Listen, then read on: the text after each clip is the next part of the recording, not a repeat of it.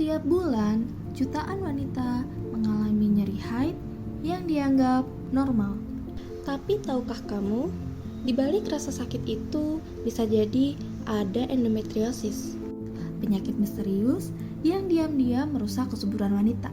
Jangan anggap remeh, ini saatnya kita kupas tuntas.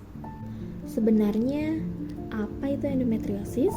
Menurut tim medis Siloam Hospitals, endometriosis adalah gangguan kesehatan yang terjadi karena adanya pertumbuhan jaringan tidak normal dari endometrium pada bagian luar dinding rahim.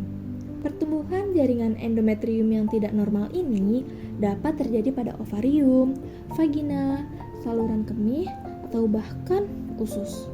Endometriosis juga dapat mengalami penebalan dan peluruhan seperti siklus menstruasi. Akan tetapi, endometriosis beresiko tinggi membuat darah yang luruh terjebak dan mengendap di dalam tubuh karena terletak pada bagian luar rahim. Jika terus dibiarkan, maka endometriosis beresiko menyebabkan komplikasi tertentu seperti radang panggul, kanker ovarium, dan infertilitas yang dapat mempengaruhi kehidupan seorang wanita. Dilansir dari web Kementerian Kesehatan RSUP Dr. Sarjito, berikut adalah beberapa gejala utama kasus endometriosis. Yang pertama, nyeri pada perut bagian bawah atau panggul. Yang kedua, nyeri saat atau setelah berhubungan seksual.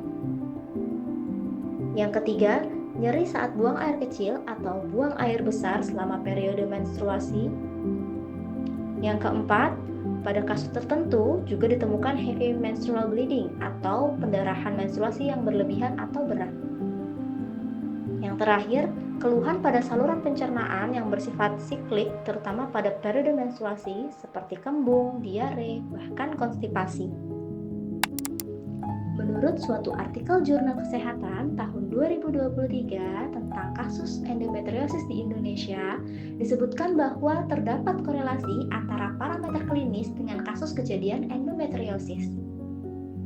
Berikut adalah beberapa faktor risiko, di antaranya yang pertama, nullipara, yaitu wanita dengan kondisi belum pernah melahirkan anak hidup.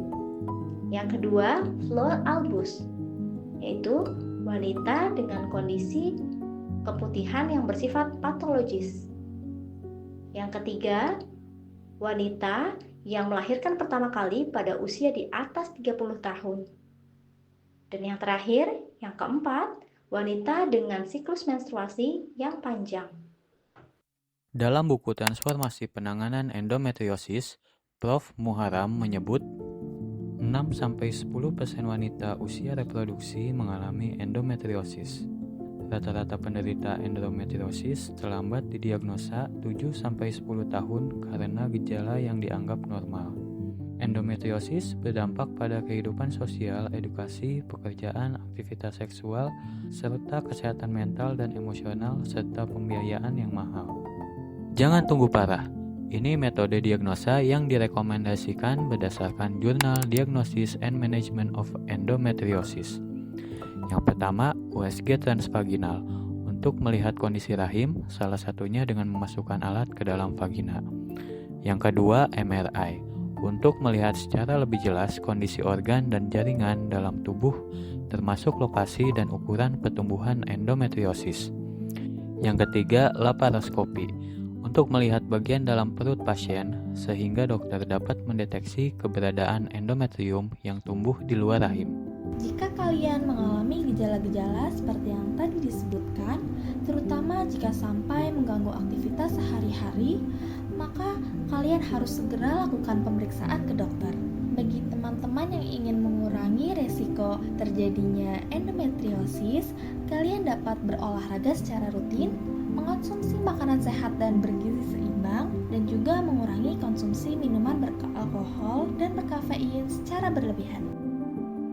Bagikan video ini ke semua wanita yang kamu sayangi. Like jika kamu setuju, kesehatan reproduksi harus jadi prioritas. Dan jangan lupa komen pengalamanmu ya. Kisahmu bisa saja menyelamatkan banyak orang. Terima kasih sudah